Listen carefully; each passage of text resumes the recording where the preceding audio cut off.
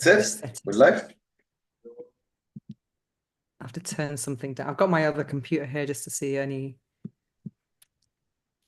It's thinking. Oh my God, we're live. Let me turn this down so we don't get. I'm gone.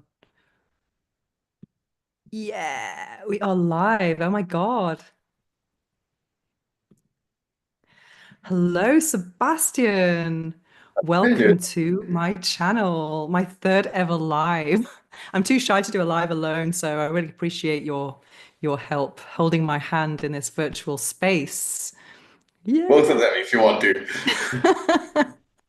So, for a bit of context for those watching, I know Sebastian personally, and he really has impressed me with his not personal public speaking skills.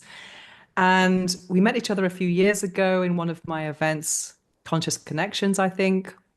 And after meeting you, I was really impressed when I found out that you were a TEDx speaker because I really like it when people are humble about their achievements because I've met other people who are just like, yeah, I'm this, and name dropping and about, do you know who I am? Whereas with you, you were very humble. And then I saw some of your speeches and I was like, oh my God, amazing. And I'm also very interested in public speaking myself. And then I invited you to my Toastmasters club and you gave a speech and you were amazing. And I've actually been really inspired by your technique. I've been giving unprepared speeches and I've been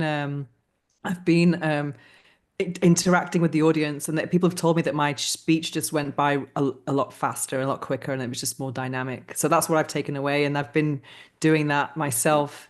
So yeah, so tell us about your journey. Who are you, Sebastian? Where are you Well, from?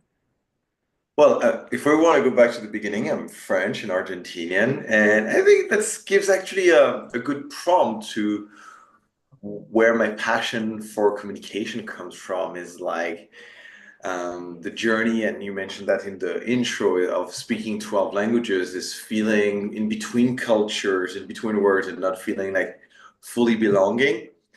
And therefore always striving to find ways to feel understood. So once I was done with learning languages, I was like, I went all in with public speaking was because I realized that's not helping and I need to find ways to understand how to communicate deeply with people and understand how to communicate what's deep within to people outside. And that's speaking the language of emotions, like to put it bluntly.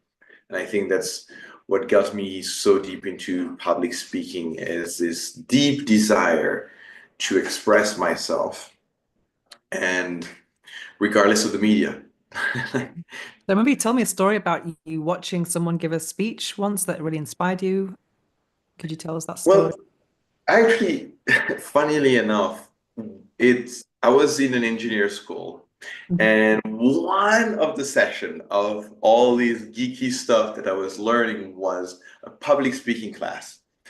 And I cannot explain, and it might sound very arrogant, but I remember when the teacher came in and started teaching this, I was like my eyes went like this, and I I was can like, see that popping. that's what I want to do. And I felt deeply I could teach this better than him. And it was Oh, like an intuition of like directly connecting with this and also seeing how it could be done better. And it was the only class of like 3 years of engineer school where I felt like everything in me when came out alive. And actually, years later, trying to transition out of engineering, I did a school in tourism. And again, there was this public speaking teacher because it was about being a tour guide. And I was like, that's what I want to do. And but there was no pathway for me at the time on how to become a public speaking teacher in any way. But I felt this very deep calling of this is what I want to do and I could do better. what was And it yeah, that called you? Was it the lack of confidence that you thought you were better at? Was it the charisma, the connection with the audience? What was it that you thought you could do better? um, so I was always a very impatient student at school. Mhm. So if the teacher would not engage me, I would just like be completely out. And so, which made the big difference between teacher who liked me or not. Because like if you couldn't engage me, I was out and I was like annoying the whole class. And I think there was always something in me of knowing what creates um, deep connection Mm. and what engages people. Oh, the mic just went a bit weird. Yeah, you still hear me? Yeah. And so, like creating this very deep connection, engaging people. What makes me disengage? And I was learning and studying what disengages me, and make sure that I do the exact opposite. Like continuously engaging people, using their senses, changing tone, variation, emotions. Because I'm one of the worst audience you can get. Like I disengage so quickly. Mm. So my eye on what is that makes something engaging helped me become amazing at helping others learning the art of public speaking. You know, for me, I go to so many events at the cover club that I go to, and I always try to attend as many events as possible because I want to see how people present their ideas. Because not all of these people who give presentations are public speakers, but they are, passionate about the paths that they've chosen. And for me, a good public speaker is someone who makes me forget my phone. I mean, if it's a bad speech and I'm looking at my phone, within 2 minutes or 5 minutes, I know it's not going to engage me, you know. Yes. And there's been a few events that I've been to where I've just completely disengaged. I've forgotten about my phone, and those are the best ones.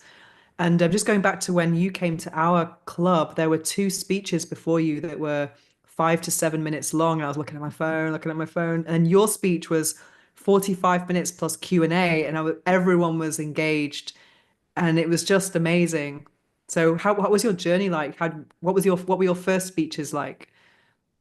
Well, ironically, I went almost from never having spoken on stage to doing my first TEDx Oh in front of wow. 300 people, 2 floors in a big theater, which is now like over 330,000 views. I don't remember exactly, but like, and when I watch it now, like with my 10 plus years of experience from that moment, I'm like, wow, that was like so mechanic. I can see so many things that I would teach people not to do. Mm, But I still believe I had always something that was like, um, you could say charisma, but it's like this way of like just being playful and not taking this too seriously. Actually, when I did my first, like the first TEDx, and I was the first speaker, and the clicker was not working. So when I was trying to change the slides, it wouldn't change, and I didn't care so much. I just like, okay, clearly people, this is not working, but I'm gonna do my talk anyway. And and every other speaker came to me after, was like, oh, I'm so grateful it happened to you and not to me. And the organizer were like, oh, you handled that so well. And I think it was something about being very playful with it. For me, going on stage is like it's my element. I feel like going there is like, oh, I get to play. It literally feels like a game where I'm playing with the audience. I often compare this role as being a conductor mm, where like literally I see my hands and like and you feel this and feel a bit more this and go and I feel like I can conduct people's emotion and the journey that they're going through throughout the talk. And obviously with experience and a million frustrations, like let's be clear, it's not that I was not born a natural speaker. I grew into this and I'm still learning to improve that skill set mm, by continuously improving every time I do a talk, seeing what works and what doesn't, and always analyzing after a talk the response I'm getting. Because like the irony is like often people are saying like it was a great talk, that things went well, and I might not feel that way. mm. I might feel like, yes, but like I noticed that this has not landed or this has not landed. So I'm continuously analyzing after the talk, how can I improve and take things further? So how can you actually engage with an audience when it's a big audience and you're on a stage and you've got these spotlights on you and you can't actually see their faces? How can you connect with an audience in that sense? Well, you can always see some faces. Let's start with this. Like regardless of how big the stage is, you will see at least the first few rows. And Mm, actually, for me, it's like I go back and forth between seeing the individuals and seeing the whole group as one individual. mm, And I'm actually trying to connect as much as possible with the whole group as one individual. And so if you've never done this, what I'm gonna say might feel like, how do you do this? It might be a bit mystical, but what I focus on is the breath. mm, Generally speaking, what I want to be feeling is how is my audience breathing? Is my audience breathing as I am breathing? Like, are they holding the breath if I'm holding my breath? Are they having a deep breath because they're taking it in? Or are they just like contracted because like, oh, I don't want to hear this. This is too much. This is going off track of what I want to listen to. And mm. so obviously you notice that into like in the eyes and like looking into one specific person, but overall you can feel the energy of the room. And I think what makes a difference is that we all feel that unconsciously at the very least. You can feel if your audience is not engaged. You can feel, especially if people are checking their phones. The difference is I acknowledge it. I fully take into account if my audience is disengaged. Obviously, it still happens every single time that I say something, I go in a direction and they disengage. But I immediately acknowledge this and I might take a break, I might change direction, I might actually confront them with this. I might like, and I remember doing this in your group at Toastmasters. There might be a moment where I feel like this is not landing. So most people, they're like, oh, it's not landing. So they keep on breathing, like speaking, and they're like, maybe the next thing is going to work, the next thing is going to work. And they speed up, they speed up, they speed up, which is creating even more disconnection. I like seeing this as like, I'm a mountain guy. And it's like if I'm leading my group on a hike and there's a moment I realize my group is like starting to be far behind, me accelerating is not going to bring the group with me. I have to Mm, turn around, look at them and be like, hey, what's happening? mm. Like you're tired, or what's like, and confront them sometimes with like, guys, you're not engaged. What's happening?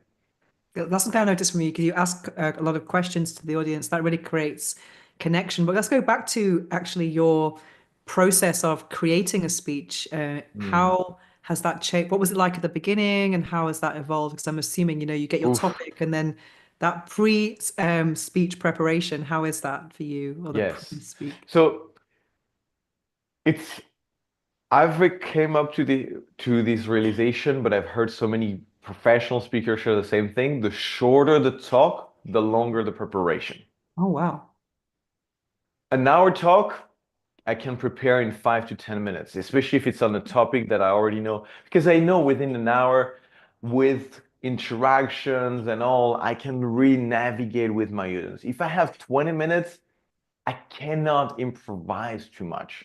I need to know my stories. I need to know exactly the points I'm nailing, which means I have to anticipate my audience's reaction. And so I cannot tell you how I used to prepare my talks because I don't even remember. It's been so long, but I now have created frameworks that really work. Like the number one thing is to have only one goal. So most people they come to talk and they want to share like I want to make sure people get this and they get that and they get this and they get that, which let's be frank, right? And I'm now looking at you in the eye if you're watching.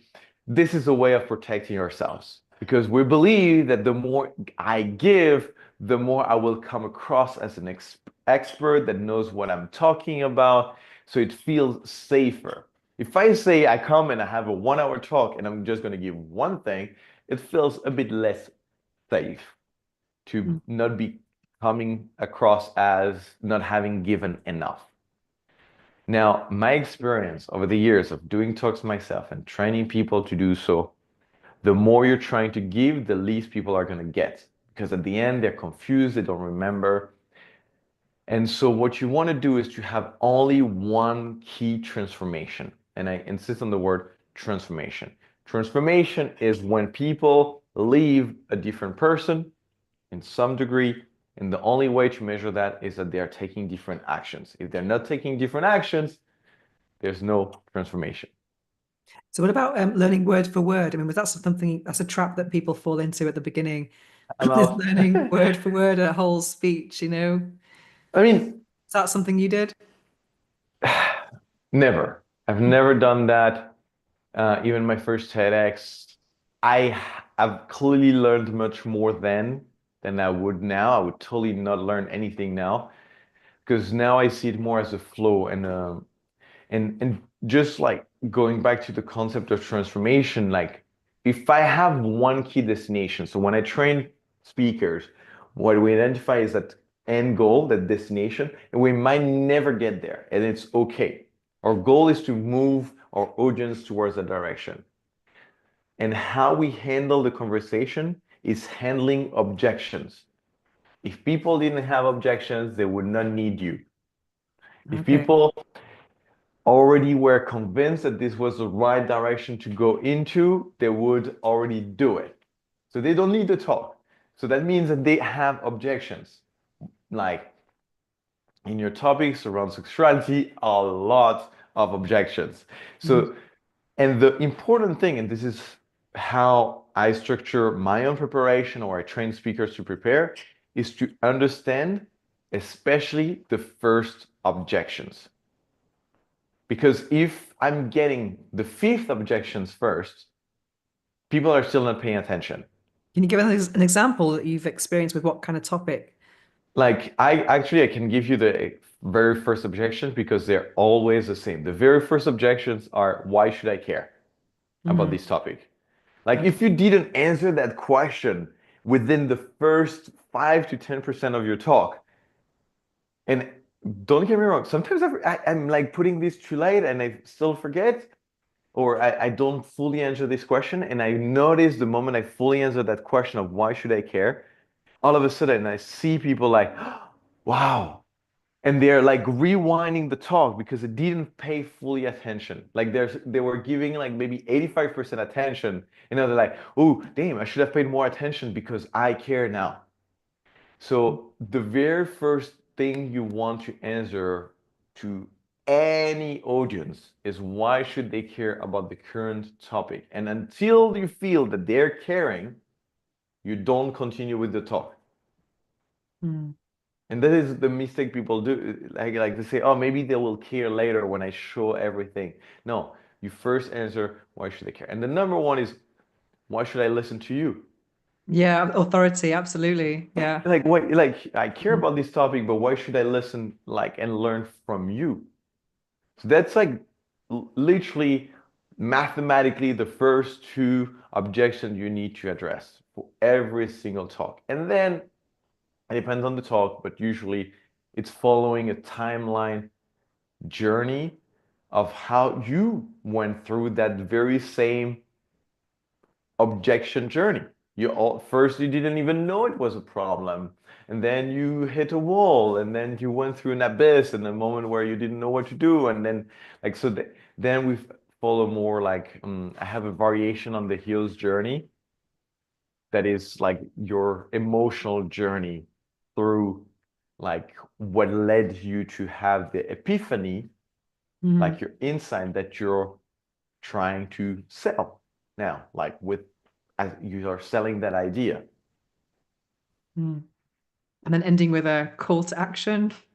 Yes. I Mm. mean, the call to action should be embedded throughout the talk. Like ideally, so for me, the best way to create transformative talks is to create the transformation within the talk. So if the action is happening during the talk, there's more chances that people will actually have taken that action versus if you're giving them the chance to go and take that action at home, which they might never take. Can you give us an example? It sounds really intriguing. Mm. So one of like I work with thought leadership, right? So sometimes I was giving talks to an audience that want to grow into their own thought leadership, meaning their personal brand and who they are. And I figured that there was this very simple action, very minor, but that was massive, had massive resistance and would lead to transformation, which was as simple as buying your domain name.com, like yourname.com. Mhm. So, because like buying yourname.com, venusoara.com, or any variation if it's not available, probably this one was. If you haven't bought it, you got Oh, to I've do got it. it. Yeah, yeah. Yeah. Is because it's like claiming your space on the internet. And I mean, obviously, like if you're listening to this and you or want to grow into your thought leadership, like come on, go buy your domain name.com. Um, but the thing is, it was a tiny action that they could do while I'm doing the talk. Like literally, you go into GoDaddy, Namecheap with your favorite provider, go look for domain name. If yours is not available, the closest one available, and buy now. $10, and it's done. It's literally just $10. And I could see like people like, oh, it's like, but I don't know. And doing that action while we're having the talk was creating massive transformation for people. As simple as it is. Sometimes it doesn't have to be much more complex than this. Something I do with my speeches is, at first I used to I used to write the speech out, and then learn it word for word. I was literally, I would record myself and then listen to it on headphones while I was washing up and, over and over and over, because I have a very strong like sound memory, and that's something we don't even use as much as we can. Because I mean, imagine how many songs that we know all the lyrics for, it's quite incredible. So I used to do that, and then I had the experience of going blank twice on stage, and that was one of the most a big, massive learning opportunity for me, because before that I had this false sense of confidence that I was a kind of a good speaker or something, and then I had this experience where I went blank twice, not just once but twice. Freezing is just it's the public speaker's biggest nightmare. But from that moment, I actually created a different approach, which was just intro, 3 points, outro, and asking a question at the beginning, asking a question at the end, and answering it. And that's all I do now. And I don't prepare anything.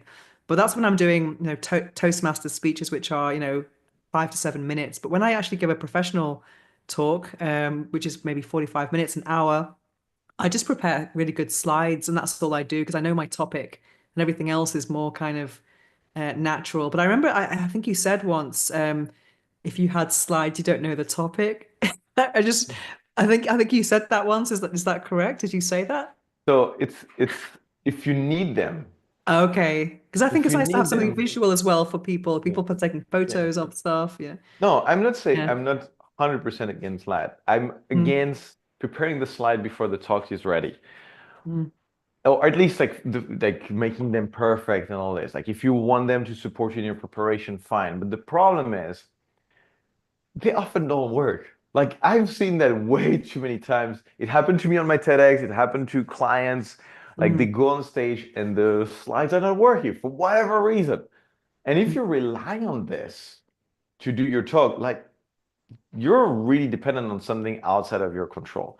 Second, that the real thing I said there is if your talk is too complex for you to remember, mm, who knows the topic, it's like it's your bread and butter, and you haven't been able to simplify to something that you can remember, at least the structure, obviously not every single word, but the structure and the flow, how would you expect someone who is going to listen to it for the first time to leave remembering something from your talk?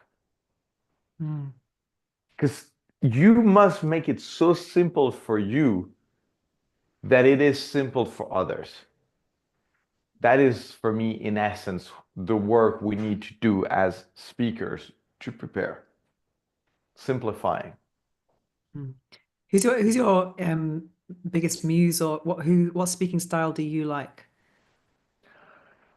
I mean, I've been a great fan of Tony Robbins for the longest time since I've discovered him because I think he manages like very well the balance between different styles. Obviously, like if you haven't seen him on the across the spectrum, you can feel like he has only one mode, Mm. like what I call preacher mode. Yo, no, don't you do this and this. Yeah, yeah. And that's what I call preacher mode. And preacher mode is very efficient if not used for too long. Mm. And obviously, a lot of the content that is put out from him is on this mode, but he has incredible storytelling skills. Like you can listen to him tell a story for an hour. He Mm. can also go up and down in emotions. He has quite a wide spectrum. Also love Rachel Hollis. Like when I listen to her on the podcast, it's so natural, so casual. And I believe for me, what the school I'm leaning towards is the speakers and make you feel like it's just you and them. Like there's like maybe Okay. 15,000 people in the room, but it feels like we're having a one-on-one chat. Mm. You know, there's something very intimate, very connected, and versus, when people start speaking like this because they're on stage and they believe they have to change their voice and tonality. And yeah, So that you're a fan feels of way more than. storytelling then? Do you think how important is storytelling in speaking? I mean, in essence, this is what people remember. Mm. Like stories are one of the deepest way to get people to remember without having any conscious process. Like when you want to share a framework and use acronyms, like SMART goals or these kind of things, or the 3 steps, people might remember because you used a hack, but a story needs no hack. A story is well told. People remember just emotionally, sensorially, because when you start involving all senses, people just remember as if they had gone through the journey themselves. Mhm. I personally love that. But as you know, I'm in Toastmasters, which I find it's been a great practice, but I'm not feeling challenged by it right now. That doesn't mean I'm a super expert at all, but I think a lot of people who are in Toastmasters don't really need storytelling, or they might not think they do because they're more in the corporate world and they're just giving presentations. So that's why they're there.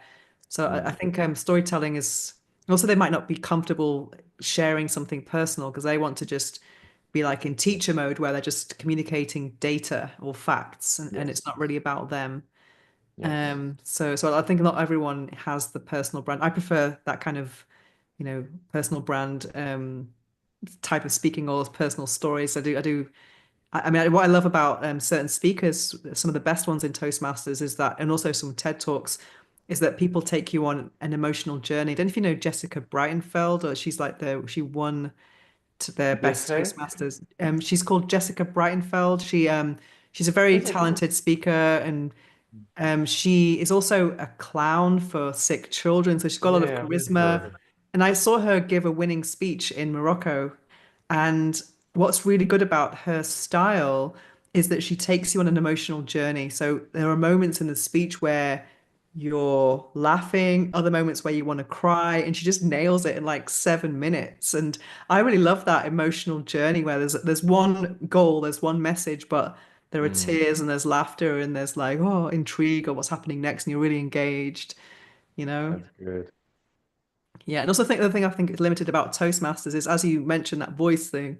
I think when you look at the people who actually win, the world competition, the world speaking contest, they're so fake. It's so theatrical. Because I first Mm, came across this in the pandemic, actually, which is really interesting because I've been in my club now for 6 years. I'm the veteran. I'm the oldest member, not the oldest in years, but the oldest in time. How long I've been there.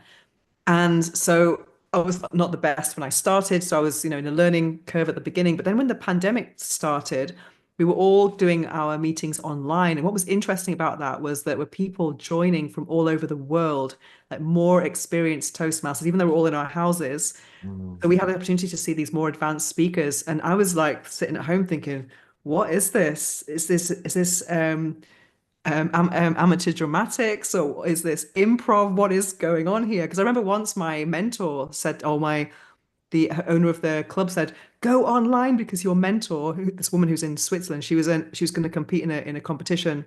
So I was watching all these people in this speech contest, all in their homes because it was a pandemic. And this guy was doing a salsa thing and talking about dance, and this other woman was taking her makeup off, talking about wearing a mask. And then in the break, when the judges were just doing their judgments, the Toastmasters was actually asking people, why did you choose that topic? And then that's when people actually spoke authentically. I chose this Mm. because makeup, and I was like, that's what I want to see. So I just had this opinion that I held like for myself personally. But then with time, I realized that it wasn't just me. I just thought Toastmasters just is too theatric. So it, So, I mean, I think if I want to say the very positive thing about Toastmasters, it's very accessible. mm, So that's like it's something, it's weekly meetings, like the membership fee is very low and it gives like this practice. I think for someone who wants to break the barrier of public speaking, it is a great place. mm, Now, I believe if you want to become a public speaker and you have a message, it's not a great place. And the number one reason I like, there's two core reasons. I think one, it goes much more into the mechanics of public speaking instead of becoming a public speaker. Because the way I approach it is just relearning to express yourself authentically in front of a group of people as if you were in a one conversation.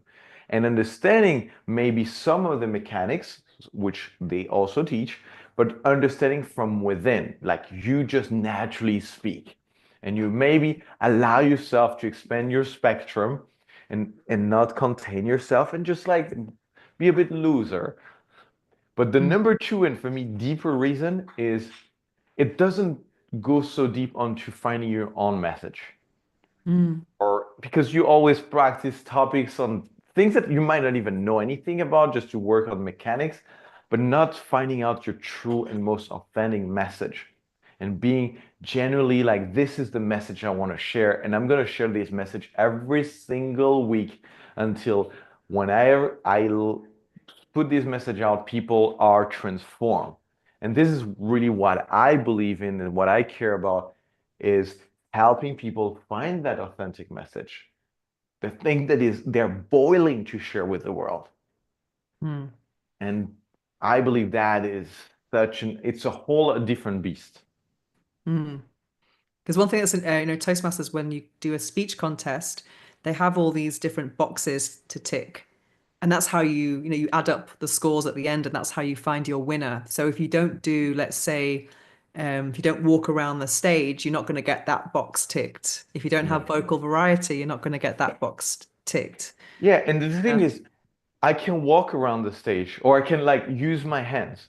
But if I use my hands like I'm doing right now, which is not aligned with what I'm sharing, it doesn't make the same effect that if I have my hands in my pocket, which could be completely fine, and then when I want to nail a point, then I use my hand in the exact right way because it just accentuates and comes from within, not from without. And for me, it's like the difference.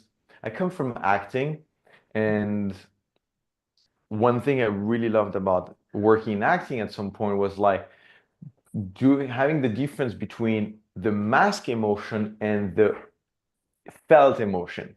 So if I put on the mask of sadness versus I'm feeling sad. mm, And mm, that those are two very different things because like what the feeling sad could be expressed in tears, could be expressed in faces, or it could be just a slight effect on this right eye. And it doesn't matter. But the felt one will always convey much deeper emotions than the mask one. Do you think things like improv have helped? Have you done improv? Yes, I have. Does that help a lot for you? What's helped you on your journey the It most? has helped me a lot. I think it depends how you approach it because the reason I actually went to the point where I was teaching improv in festivals or in Europe, and the reason I left that world is because I could only find very little where it talked about how this could be applied to real life. I Mm, mean, that was great, the tools that we learned there, but in the end, to play in a basement on Tuesdays once a month was one of the very limited application for me of the tools I was learning, and I wanted to go deeper on like wow, what I'm learning here about connecting with a partner, being able to connect on a deep emotional level, to feel their emotions and react on the spot and become someone else, direct my emotions. Like that felt so much deeper than to play on in a basement.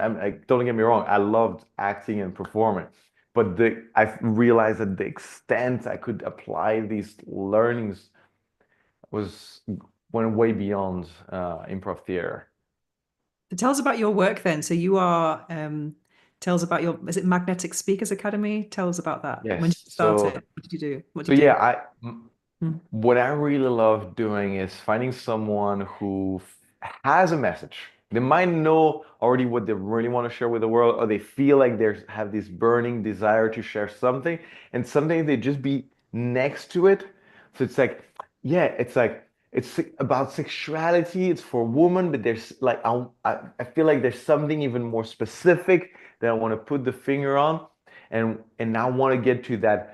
Yes, this is my unique message, and no one else is sharing the message in this way. Because I feel like that, I mean, this is number one step of the process Identifying is the message. this message that is not like the generic, like love yourself or pleasure is a key. It's like you want something that has more juice, that has more specificity in like this is Venice's message. Mm. And usually to do this, we have to go back to your own journey and your own story and what led you there. For me, like learning 12 languages, learning to play the clarinet, the guitar, singing, theater, and all these things, all of these elements of my journey lead me to where I am today. Same for you and same for everyone. So finding what's in your story shaped your message so that then you can convey that message with real emotions because you went through the ups and downs, you went through the challenges. And so the next step for me is to practice telling your own story or the stories of the people you've helped in a way that make people feel the transformation. So Mm. becoming incredible, like what I call magnetic speaker, because when you have someone who speaks in that way, we are pulled in. Like we don't want to watch our phone. Like why would I scroll on Instagram? I have a real show in front of me. It's Mm. real, it's authentic. That's what I want to see. So So how that's much the of your core belief. methods are, let's say, like theory based and how much is practice? Because I remember you actually shared with me one of your meditations about visualization, about going on stage, which was super exciting. It Mm, was about that excitement of walking out and, the crowd is waiting for you. Because that's really, that's one of the biggest fears, but that can also be the biggest incentive as a speaker. Once you feel wow. comfortable on stage, I mean, it's a buzz, isn't it? Yes. I Mm. mean, when you feel like I think for every speaker, one of the high is coming off the stage and having a queue of people that want to come thank you for the impact you've just created for them. So actually that's yeah, the visualization I sent you, and if you're listening, I'm more than happy then in the show notes to share like the access to that visualization. It's like you see yourself delivering an amazing keynote, having people leaning in, being engaged, but really this moment where people are queuing to come talk to you, maybe work with you, because I mean, most of my clients are speakers who actually use speaking as a way to attract clients that they can serve in their group coaching program or one-on-one. And because I mean, as good as you are as a speaker, you don't create the same impact in 1 hour as in 3 months or 1 year serving people. But this feeling I have of having that many people coming and thanking you, it's obviously it's a massive ego boost, but it's also a massive confirmation that you served Mm. and that what you shared with the world resonated. And I think that means that you connected, that means that you spoke of something universal. And this is, for me, the essence is finding in your own story or the people that you serve and like that you've helped something that is so universal that it makes people relate and therefore transform through other people's transformation. Yeah, I absolutely love that visualization because, as you know myself, I do want to give a TED talk one day. And for me, as a content creator, I spend a lot of time alone, making videos, recording podcasts, writing. So when I get a moment or an opportunity to actually speak and in person, and I do have those women come up to me and goes, "Oh, help me unblock." I do get that, and it's just so amazing to meet people because you do need that confirmation sometimes when you're creating content all the time. It's not the same as when you see views, you don't really realize sometimes that those views are people and you don't always know what the impact is. So to get that impact is so not just an ego Yes. boost, but it's so encouraging to keep on going and just confirmation, affirmation that you're doing the right Yeah. thing or what you do is matters. And I think it's so important Mm. for anyone. Yeah. And as you said, I think one of the key thing why I love the stage so much is you have live feedback. So it's Okay. not just right after the talk, it's with every single word that you utter, you can see is this landing or not. Like when you Mm. start, so the way I teach my clients is like when you're on stage, I want you to be an 80% listening mode.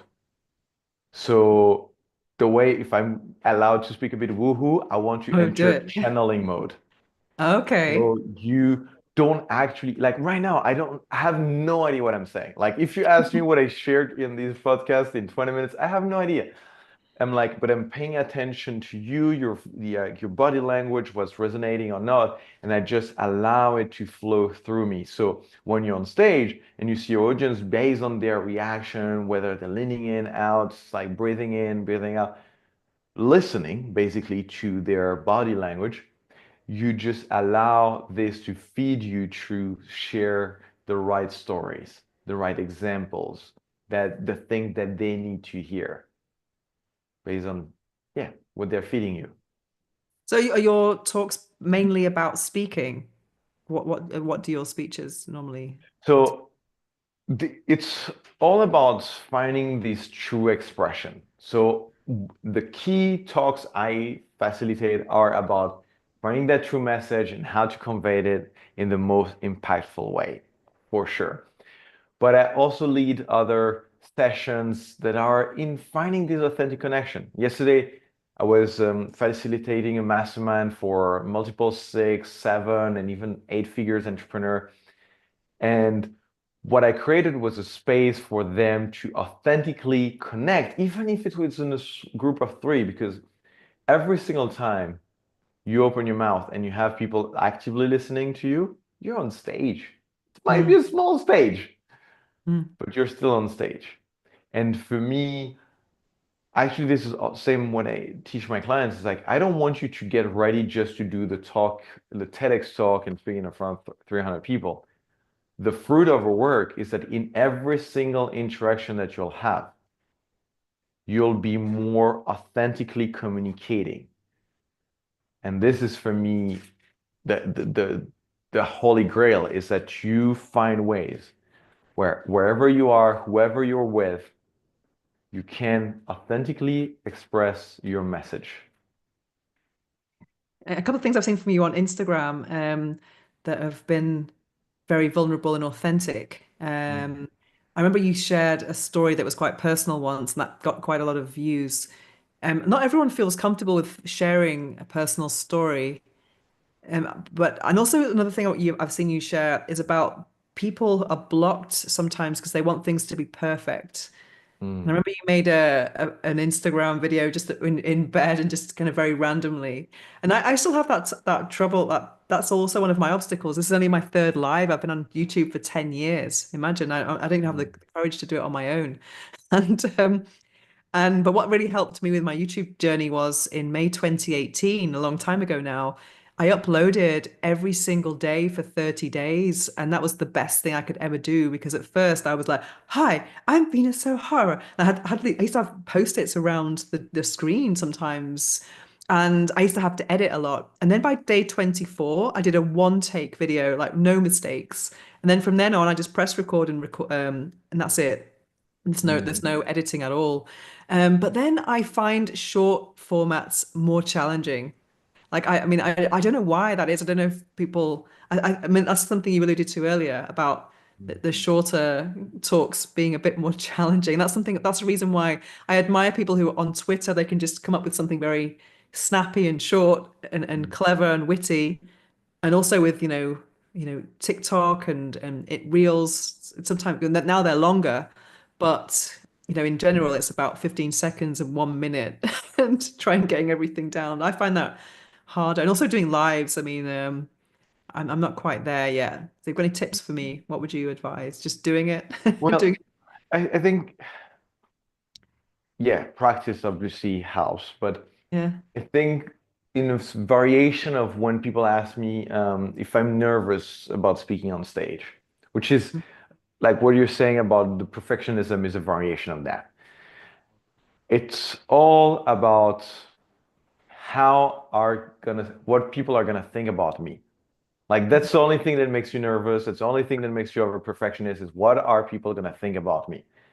And that's the wrong starting point because you want to be thinking, what can I give? What do people need to hear from me? Mm, And the moment you're doing this, like people don't care if you like mispronounce a word or if you're like, yeah, like it doesn't matter. People don't care about that. They only care about them. We all mm, only care about ourselves in essence. So as long as you're giving value, if you and if you breath and if you didn't like you the first, it's okay. Just keep on going. mm. Take a breath. What did I want to say? What was the value I wanted to share? And you share that. So how would you deal with, let's say, going blank on stage? Has that happened to you? It probably has not in a long time, but Mm, um, I think that I go back to prepare, like you want to have a very simple structure. So if you have a very simple structure for yourself, even if you do blank, which is completely fine. I have moments where I'm like, what? I don't remember. I always know like the overall structure. mm, And but if you, let's say you were to blank, the thing most people are afraid, like most people are most terrified of is being silent on stage. mm, Because in the moment of silence, we're feeling even more the gaze, the mm, judgment. Because like if I as long as I'm speaking, I'm pushing, I'm pushing, I'm pushing, I'm pushing, I'm pushing. If I'm silent, I'm not pushing anything. Like now you might really see me. You might see me nervous, looking for my word. And all I think you have to do in that moment, because what you really need in that moment is inspiration. Inspire, like breathe in and look. Because you're there to share something with the people that are in front of you. And maybe bring it back to improv. One of the most brilliant workshop I received from improv was called Into Your Eyes. And this thing was to go back to blank mode when you're doing an improv and just always look into your partner's eyes and you always will find what to act next. And so if you just go back to looking at your audience in the eyes, you will always know what to say next because they're telling you. You look in front of, you're there to serve. So if you mm. look at your audience, they will show you what they need to hear. Is that making sense? Yeah, I guess I find that would be easier if it was a smaller audience and I could, you know, rather than a big one with a microphone and a auditorium. That would Well, similar to you. why so? If you have 5,000 people in the room, you have 5,000 more opportunities to know what to say next. You know? Maybe.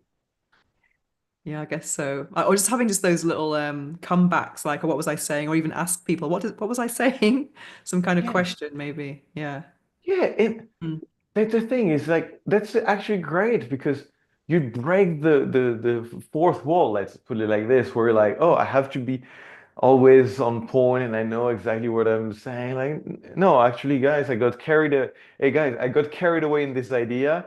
I Let me just gather my thoughts for a second. Right. That's what I wanted to say next. Yeah. And you see, I And no just one's did suffering that. for you because when I've seen other people go blank, I am suffering. And when I went blank twice that time, everyone was like smiling at me, and I was like, oh, that made it all worse for me. But I Yeah, remember because I went, we want to also pretend it's not happening yeah. because we're afraid of the judgment around it versus like, oh, just completely lost track of what I was saying. And like letting go of the idea of perfection and like, you know what? Nobody cares. Like people get nervous if you get nervous. If you don't get nervous about blanking, no one's gonna get nervous about it. Mm. You know, I went Like if to a you're speech contest once with Toastmasters, and someone started their speech with, oh my God, I've just gone completely blank. And it was actually part of the speech, and everyone was suffering in the audience. But it was actually just a brilliant hook. You might want to do that at one of yours one day. That could be really cool to get people like, oh, even the best mess up sometimes. So tell us more about your work and any big transformations of other people that you've made that have been really significant. Have you trained someone who was terrible to begin with and ended up being amazing? well, I was thinking of this person earlier. Came really in his head, like, and very mechanic, wanting to have all the bullet points written down. And I'm like, you know me enough to say, like, that's not in my school, not Mhm. happening. Like, all the PowerPoint ready, all the notes. No, that's not happening. So he came and it was like, and like his body language going on stage was a bit like this, looking down and like thinking and wanting to know everything by heart. So that was before. And we were together, and especially one session really helped him transform. But I'm gonna go back to the session. Like the result, the transformation was he went on stage and his PowerPoint did not work. Like that was like after preparing him, went on stage, no PowerPoint. Amazing feedback. Everyone said that was an incredible talk, extremely connected. He was very present. And the main thing I taught him was how to connect eye to eye. And we practiced that, like we did actually an in-person session here in Barcelona. And but even like can practice this online too. It's like how to stay connected. Like a lot of people actually when coming to the sessions, especially when they're preparing for a TEDx and they're like, all right, can I do this part to you? Like, can I like rehearse? And I'm like, well, you're not gonna do the whole full talk right now, but like, tell me that story. And they start speaking as if they were on the TEDx stage. I'm like, stop, talk to me. And they're like, oh, yeah. And they try to talk to me, but I can see that they're talking to an invisible audience that doesn't exist. Mhm. And so this is really what I emphasize with him is like, stop talking to someone who's not in the room.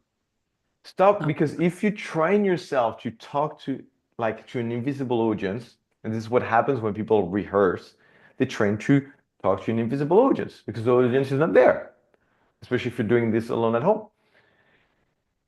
While if you train yourself to say, this is my talk, now whoever is in front of me, I'm going to adapt my talk to my audience. And my audience today might be Venice. My audience today might be Sebastien. Like I'm talking to one person, but I'm going to adapt my talk to the person right in front of me. Then you enter the state of connection. And then when you're on front of 300 people, 20 people, this is our students with our CEOs, is you know how to adapt to that audience because you have not trained yourself to talk to a hypothetical audience. You have trained yourself to speak to the person in front of you. Mm, that's a good point. So how would that influence your notes and your preparation then? Well, again, for me, what you want to like, you still prepare. You Mm, still prepare. What you prepare is your message, like the structure, the journey, the stories. But then when you're saying the story, maybe you realize this story, like, yeah, I had this client once. She works on fertility, and that's what at least one of the story was about fertility. But she's now talking to an audience of overall 50 plus, 60 plus, you realize that this story doesn't have the exact same impact if she emphasized too much about the journey towards fertility. And the thing is, if you've not prepared yourself to adapt the story to your audience, you can still tell the story about fertility, but you have to engage like the audience and like, all right, I guess this is not part of your journey anymore. And just these little comments will Mm. make people feel like, oh, you've seen me. And you're telling the story to me. You're not just telling the story at me.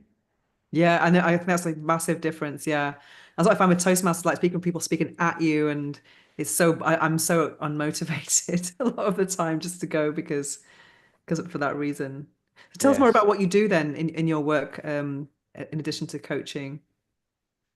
So what I do, like I take people on a journey depending on their goals. Like often they have like a big stage they want to talk on, like TEDx, they have a conference coming up, or they actually just want to spread their thought leadership, and we are Mm, working on a strategy to get them on more stages. And so again, we start with the end in mind. Why you're doing this for? Because like so many people come and say, I want to do a TEDx. I'm like, cool. What for? What are you trying to get out of this? Because if you just want the sticker to put on your LinkedIn profile, it doesn't require much work. You'll find a TEDx organization that will get you, but your TEDx might not get you that far, much further than the title. So what are mm, you trying to get out of this? So always the end in mind. Is it like you want to build credibility, authority, get amazing videos, have more people see your work, get invited on podcasts, start hanging out with people at higher level? We must be very clear, because if you're trying to get client out of this, it has to be blended in from the get-go so that your mm, message aligns with your offer, so that you're planting seed throughout your work, throughout your talks, that there's a possibility for people to continue on a journey with you. mm, So I actually follow a framework based on the 4 seasons. We are looking at first what we want to harvest, and then we go into winter, introspection, what is really the essence of my message, what do I need to let go of into my message, what do I need to put a bigger emphasis on in the next iteration. Spring, how do I put myself out there on stages, podcasts, share on social. Summer, how can I shine on stage and create transformation with my stories? And autumn, how can I harvest more from every single time I go on stage? So that the framework I like to follow to get people maximal results in their harvest, starting from the very beginning, making sure that the talk is aligned, also to create more fulfillment, because I've seen so many people talking about things that they don't care about anymore, because they used to talk about this 10 years ago. It's then like for me, languages. I love languages. I still love languages. But if you ask me to do a 20 minutes talk about how I learned 12 languages, I'm like, and I was so happy to do this 10 years ago when I did my first TEDx, but it's mm, not alive in me anymore. So we mm, often have to refresh our talks to what makes us vibrate now. mm. So how long does it take, let's say, to prepare for TEDx? Well, I would say that at the very minimum, if you want to really nail it, I would give someone 3 months. I've seen, Oh wow, that's kind of I would expect longer than that with one session a week, or I mean, how? Because obviously they'll be preparing when they're not with you for the next session, I imagine. yeah, no, no, I don't want to, like, you need space also to integrate and go out there. But the way I look at it, if you want to do a TEDx, in most cases, people want to do this because they want to grow their visibility, Mm, recognition, and attract more clients, and and have more people receive their message. So the one thing I say to people is, why would you want to just aim for TEDx like in 1 year? Is that the only talk you want to do? So I usually take people on a bigger journey so that they can be visible on more stages, which serves two purposes. First, every single stage, you impact more people, can potentially attract more clients, grow your visibility and authority. But also, you get to practice your talk. So if you want to have, if we use TEDx as an example, as one big talk that you really nail, you don't want it to be the first time you speak about your topic. You want to Oh, for have sure, yeah.